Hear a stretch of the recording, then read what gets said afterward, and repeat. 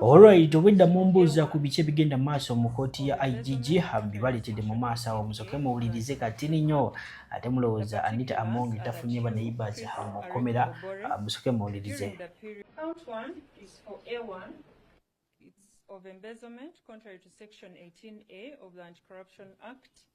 The particulars are that you, Chris Ariko Obore, during the period... Alright, ndowooza muwulidde bulungi nnyo abakulu bali musanvu bonna babagasse ku fayiro y'omukulu Right Honorable Speaker Anita Among, so omuyita the former Speaker of the Parliament of Uganda. Omukulu wali akatambi ak'omukulu Chris Obore ng'ali mu kukuba amazina Right Honorable Speaker we yakola ki?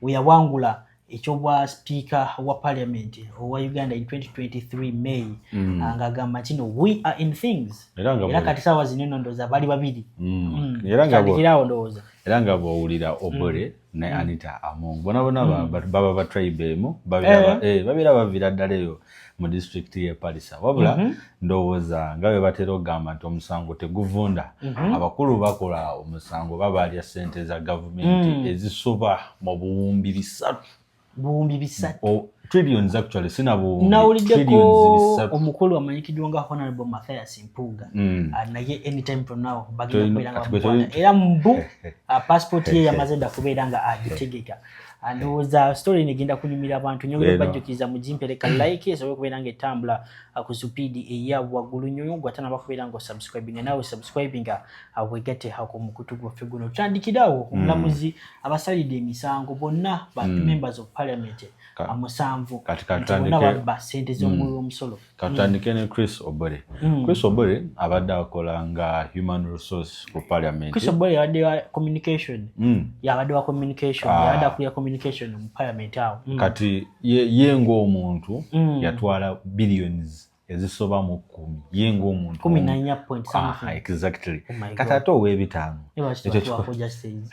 milioni 5 kati awo ngenda okubuuliza omulabi waffe kati ow'ebitaano omutegedde ow'ebitaano baba batusobodde okuba nga ab'obuwumbi babasenayo oba babakima nga bakedde waka bagenze kakalaba emirimu gyabwe wabula olutuuse ku palamenti ne baba nga babanyiga kati ate ow'ebitaano sikiwa nti era agenda kuba nga awona ndowooza bamuwagira mu musabire naye embeera y'omu palamenti oba mu kkooti ya IGG emisango nalabyeko abantu abamu nga bagamba nti no Honorable Nambozi musango guno ayinza obutakola ki ayinza obutasimatuka oba obutaguwona. What do you think about it?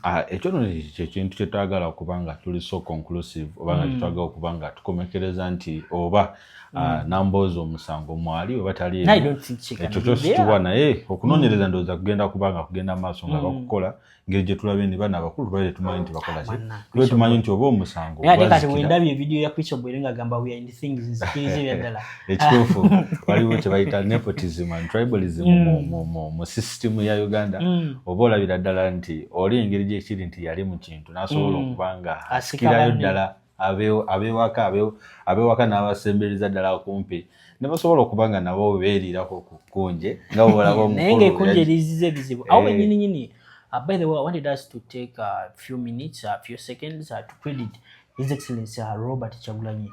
Ibedala mu scandals za corruption zonna cyangwa zitandika sinawulirako omuntu wa national platform. What does that picture out eri abana Uganda? Ekyo tukulagira ddala nti His Excellency Kyagulanyi mu vetting oba mu vetting egenda maaso mu kitebe kya national platform nga bagezaako okulonda is very capable oba ani asobolera ddala okuba nga akiikirira abantu with their personal interests asobola okuba nga azikuba maaso ga gavumenti. Kikulagira ddala nti vetting process ya national platform nungi ddala eri ku mutindo gw'oggulu.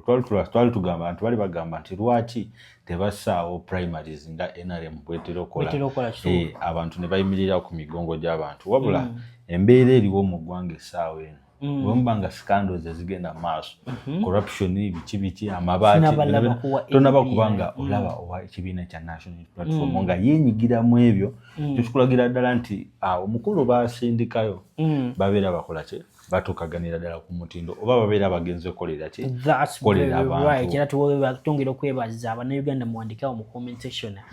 Thank you His Excellency Robert Kyagulanyi. Ebivudde mu kooti olunaku olwaleero abasajja ebyaddala bo emisango gibasinze era bo wetwogerera ssaawa zino eno bali mu kubeera nga bano bakwata ekkubo eribatwala eruzira era ndowooza bajja bafunira special ward yaabwe kubanga musanvu tenga bonna ba kibiina kya NUP cha NRM sorry kibiina ekyo mukisazeemu kibiina kya NRM wamu ne PLU kati njagala kumenya ebirowoozo byonna mu comment section mulowooza bano abasajja ebyaddala General Muhoozi Kainerugaba ali mu kubeera nga akola just kuba bali mu kuteekawo akadiversion ako bagala Bannayuganda bave ku nsonga badde njagalako n'omulabi waffe atubuulire oba abantu bano nabo basaanidde bakolebwe kye bakola Anita Among ebintu byabwe byonna balina amamotoka amayumba home research oba resident research bagende babakebere bajjiyo buli kimu ekikola ki ekiba kiriyo nga kisobola okuba nga kibasibya oba giyite evidence gye basobola okuba nga babapininga baleetebwe mu kooti Bannayuganda basobole okuba nga bafuna obwenkanya kubanga si kirungi ddala okubanga omuntu omu wekwata biliyoni za sente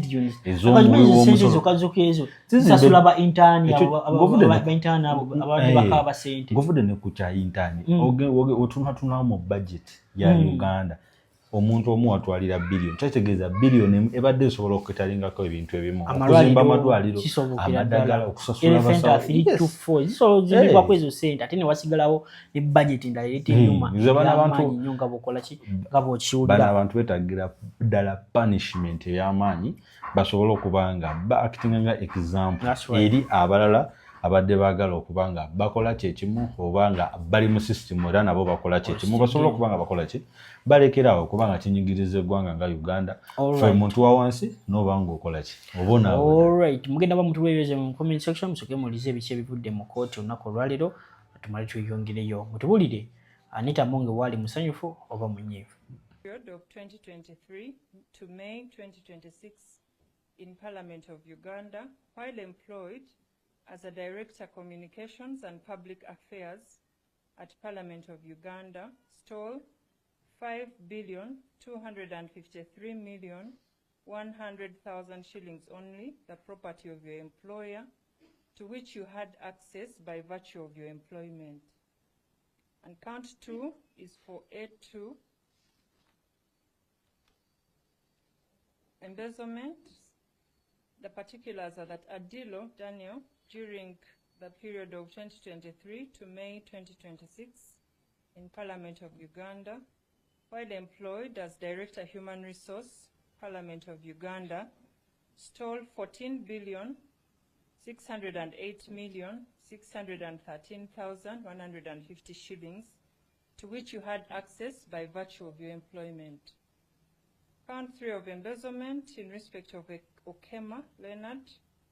The particulars are that during the period of 2023 to May 2026 in Parliament of Uganda, while employed as Executive Secretary, Office of the Speaker of Parliament of Uganda, stole 3,489,400,000 shillings, the property of your employer, to which you had access by virtue of your employment. Count 4 of embezzlement, contrary to Section 18 of the Anti-Corruption Act, in respect of Rajab Kaya Semalulu, is that during the period of 2023 to May 2026 in Parliament of Uganda, while employed as Principal Research Officer, stole 2,170,108,000, the property of your employer, to which you had access by virtue of your employment. Count 5 of embezzlement, contrary to Section 18 of the Anti-Corruption Act. The particulars are that Okwi Emmanuel Emron, during the period of 2023 to May 2026 in Parliament of Uganda, while employed as the Principal Protocol Officer, stole 1,400,000,000 105 million the property of your employer to which you had access by virtue of your employment. Count 6 is in respect of A6, who is not here. Count 7 of embezzlement is in respect of Otebata Vincent, that during the period of 2023 to May 2026, in Parliament of Uganda, while employed as a capacity development officer, stole 5,253,100,000 shillings, the property of your employer to which you had access by virtue of your employment. Count 8 of causing financial loss in respect of all the accused persons.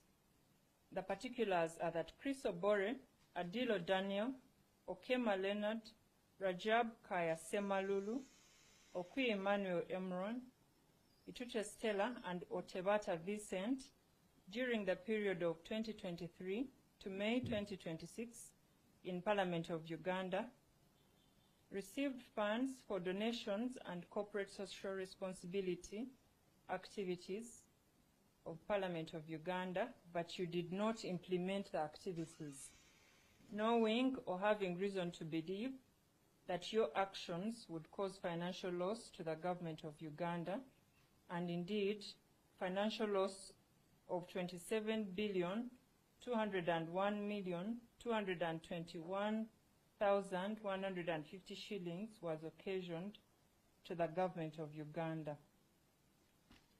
Count 9, which is the reason we are not taking plea, is of money laundering, contrary to Section 3B and E, 119 and 139 of the Anti-Money Laundering Act. The particulars are that Okema Leonard, Chris Obore, Adilo Daniel, Kaya Rajab Semalulu, Otebata Vincent, and Murebe Methods during the period of January 2023 to April 2026 in Parliament of Uganda. Alright, ndoza muwulidde bulungi nnyo ebice bivudde wali mu kkooti. Ogenda kuba otubulira ebibuuzo bye mu comment section. Do you think this is a real thing? Bana abasajja bagezaako okubeera nga bayisawo diversion zaabwe. Ekiri e South Africa, xenophobia, abasajja Omar Kiseka, Afulana n'omu n'abalala bagezaako okubeera nga babanoonya bakomyewo mu ggwanga Uganda. Bave mu South Africa mbu Uganda bategenda basi we batuuka ku airport. Njagala tusigire ku kifaananyi. Olowooza Omar Kiseka ne Afulana ne batoonya ku airport. What could happen? What can happen? Ekyo kyo nawuliddeko omukulembeze w'eggwanga President Museveni ng'agamba nti buli Munnayuganda ali e South Africa bagenda kubanga bamukomyawo ku butaka era n'aba NUP bamaliseka bekikulu bagenda kubanga buli Munnayuganda kasitoba nga you are a citizen of Uganda bagenda kubanga bakola ki babakomyawo. Wabula ekibuuzo kiri nti Umaro Kiseka ne Half London si wa Dog Nation abadde basajja embo president of the Dog Nation.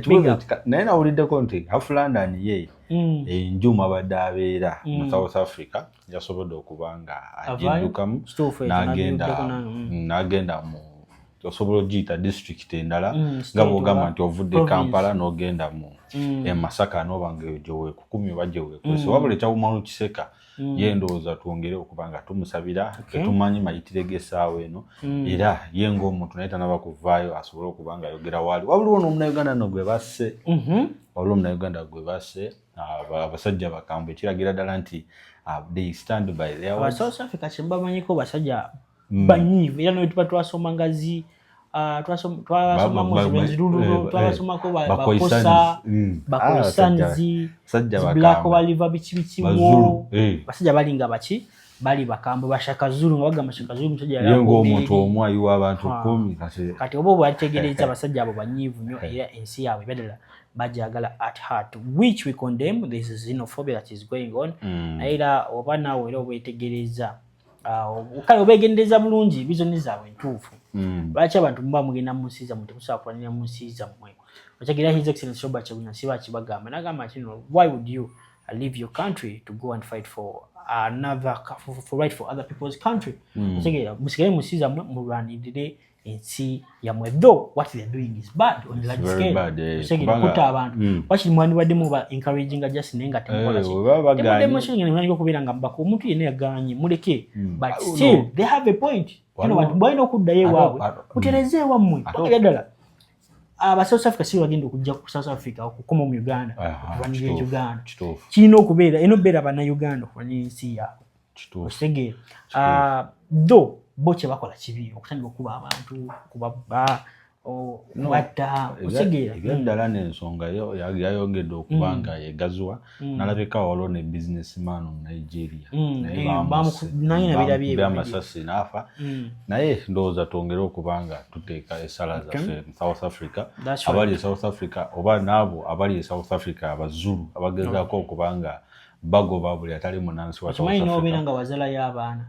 ekikulu kasoba wena abana kanamba wena abana batano wena abana batano oyo omukyalo bwe bajja bakugoba gwe taata abaana ne basigala can imagine embeera ng'eyo omuntu baba mufudde offering ne taata waba akyali mulamu bakugobawo buti bakwagala kati mwena bamutubulia ebyo mu comment section mulooza omalitiseka basobola okubeera nga bamukomyawo naye mu maaso awo mukulezedde nyongera okujjukiza video gimpeleka like oba omaze subscribing nga wegate ku mukutu gwaffe guno nyongera n'okujjukiza Sheikh Ashraf omusomi w'edduwa namba ze ziriwo sembyayo 711 so omukubirako oba ne mu inbox ya WhatsApp ajja sobola okubeera nga akuyamba sokoleza omalitiseka ali wali eri South Africa akubulire wiche bigenda maaso mu ggwanga Uganda era ne president ye Kaguta Museveni oba government ya NRM biki biba planning the bonga boba activists wa national unity platform watch the video nga sira babo mwetegeka bana South Africa bange ganyi mukomewe waka era twebaza President Museveni okubanga olumiridwa abaana abo omuli ba Fulandani umaluseka mukomewe waka munnange ate mulabikenga mukyusobola umaluseka ne ha Fulandani Bobby Wine alina obusobozi obusobola okubataasa naye mwebuuza aliwa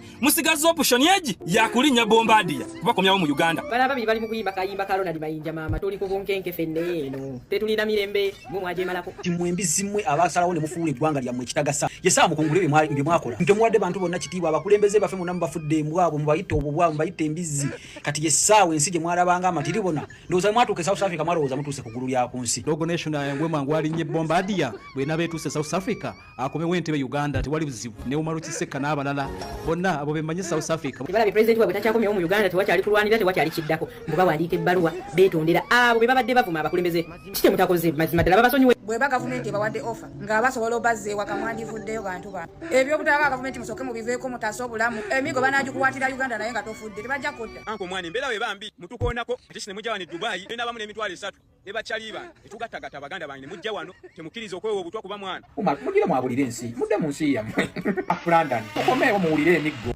Fulandani obadde okuba banno wano ng'obayita embwa ng'okuba n'omuwozi ng'omuyita embwa njuzi wakoze video ng'oyita akabanda akabwa n'omukuba mbozi ogenda kufiira South Africa kati South Africa esobola okutabuka kati ate nga ne waka tosobola kuddayo ndi kukola obubwa obuvuula abantu Umarukiseka n'avuma oli eyabalula esiridde mu Uganda wano embeera tuligera mu batandike wadira wano nafa mawulire gannaku ne munda baseka omwami ono mukubambwa n'omwami ono Umarukiseka kwegamba basement n'abasomesa b'Olunyankole posa n'abasomesa b'Oluswayiri bali ready ne blackboard babalindiridde okubasomesa olulimi olutali lwa kigatwa nga ntegeezezza nti bano bawandiise amabaluwa ageetondera abakulu abasonyiwe Umarukiseka tubalinze gavumenti ya Museveni egenda bayamba mpozi nga mwagala kufiirayo emirambo gyammwe bagikulule ku street mwinako mawaka east or west home is the best ekiraga nti obuzibu tebuli ku gavumenti yawo ne South Africa gye mwaddukira temulina kye mwekoleddewo tubaaniriza ewaka to enjoying life President Museveni ayagala balamu tubalinze bataata mikwano badya kaakati nno obutategeera ndwadde embi nnyo eruma esinga ne siriimu ani yalimbye bino ebinyira mbufe twawandiikidde Museveni mbu twagala kudda Uganda ani yabibagambye ekitegeeza bombardier mwazireetedde ffe mwagenza olaba ku lisiti y'abantu abajja e Uganda nga tetuliiko ne mulaba nga bombardier mwazireetedde ffe zaabadde nga yeffe tageti mwagenzo labanga tetuli basiru ne mulioka mukwata mu propagandist bubeere wano ku media butandike mwe bakiseka mwavuma abantu mwagala gezaako kutwerabiza Museveni bantu baffe batta bye mwagala okutwerabiza mwagala kutwerabiza buwanguzi bwaffe Museveni bwe yabba mwagala kutwerabiza engeri Museveni gyatulugunyizaamu banna Uganda kakati mwagala obikyusa mwagala okulaga nti ffe babye nnyo abasonga mu batemu nti gundi gwe muli batemu, gundi gwe muli babbi, gundi gwe oli mutamiivu. Kyokka mutabani wa Museveni si mutamiivu. Waliwo atakimanyi. Waliwo atakimanyi nti waddanga. Waliwo atakimanyi. Waliwo atakimanyi nti Museveni akakono kaliboye kati. Waliwo atakimanyi. Waliwo atakimanyi nti Janet alina ebigere binene. Waliwo atakimanyi. Bombardier mwabadde muzireetedde ffe. Baba